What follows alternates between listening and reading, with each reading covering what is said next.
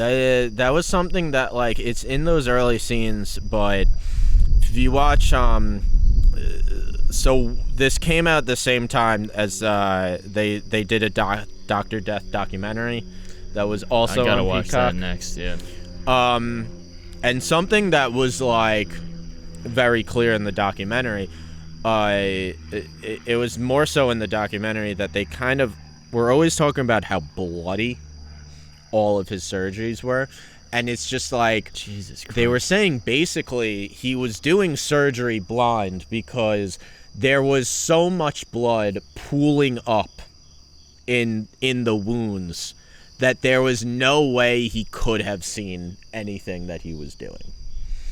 And it's one of the early, I think it's the first scene that Alec Baldwin is in.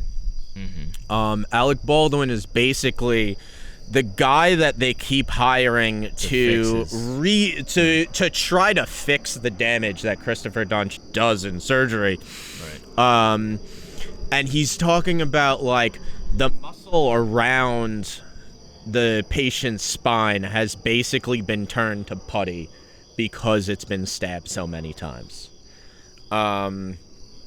In all honesty, and I know the answer is, like, you know, they kick the can down the road, they send him to a new hospital, he's allowed to resign, he gets privileges somewhere else, and it's, you know, my big thing that I kept coming back to was the Catholic priest scandal, and how they would just, like, you know, instead of taking the necessary actions to stop these abuses from happening again, they would just, like, send him to another diocese. Yeah. It's very, very similar in that regard. But honestly, like, I just kept coming back to, I'm sorry, how could there have been this many times and someone not to just physically remove him? Yeah, well, you know, and it speaks to, like, the power dynamic of, like, the assistants, and you know, he's the you know, it's like going into battle and going against the general. Yeah. But seriously, I mean, that many times, I can never comprehend that.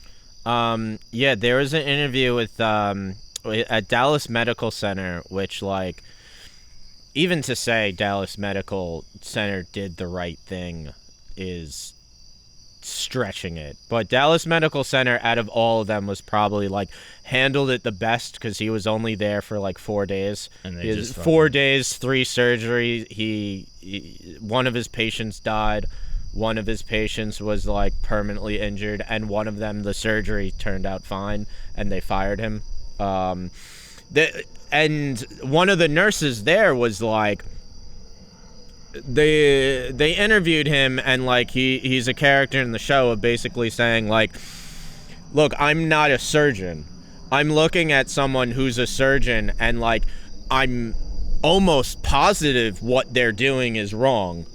But, like, how am I supposed to know when, like, this guy has been through medical school and I haven't? I've been through nursing school.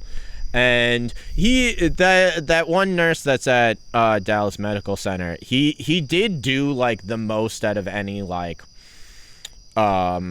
operating room nurse, OR nurse, to kind of stop Duntsch. In the end, he, like, gets the chief of medicine of the hospital to come down to basically tell Duntsch he has to stop, because the situation was basically, like, he knew the surgery was going wrong, and, like, he didn't know what to do, and Christopher Duntsch wanted to start performing brain surgery on the patient. But Dr. Duntsch is not a brain surgeon, he's a neurosurgeon, and they couldn't do brain surgery at the hospital. Yeah, this is in the show. It was not a hospital that's equipped to do brain surgery. They say, here at Dallas Medical Center, like, we don't have the tools to do brain surgery. And he goes, I'll do it with whatever tools is available. And the nurse was like, after, like, I heard that, I was just like, okay, I, like, really have to do something to stop this. He leaves the operating room to get the chief of medicine to go in there and tell Christopher Duntsch he had to stop in surgery. It's insane, and like, yes, it does. It speaks to the politics of like surgery, of just like, when you're in that room, you have to do whatever the surgeon tells you to do, like, even if you think things might go wrong, because this guy is supposed to know more. Is supposed to know more than you. Why would any of his surgeries have gone well? I don't understand that part. Like, so you said that one turned out fine. Like, I think it was, he had 38 surgeries altogether. 33. 33 were maimed, 2 were killed. Yeah. So like 3 surgeries out of 38. But I'm saying, did he just choose to like actually do the right thing that time, or like?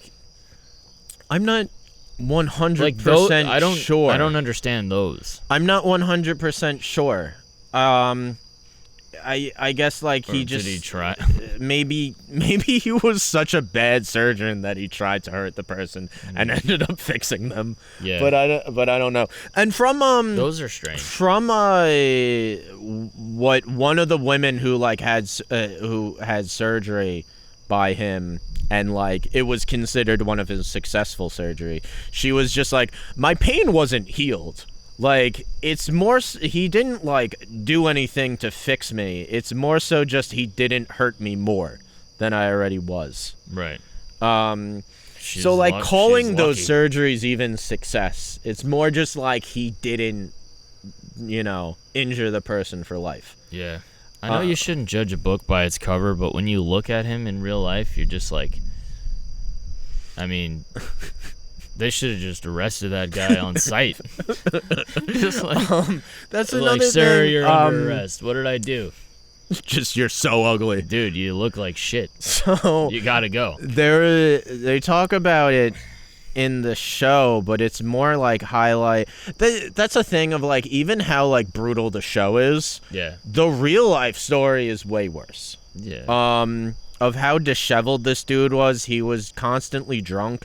They said like he would leave mid-surgery to go do coke in the bathroom. I mean, that's kind of awesome. That's actually kind of cool. He would leave surgery to go do coke in the bathroom, and they're just saying he was like. And they knew that. They said like he suspected it because he'd be like half falling asleep. He'd go to the bathroom and then come out and like basically have the demeanor. I'd be like, all right, let's kill some people.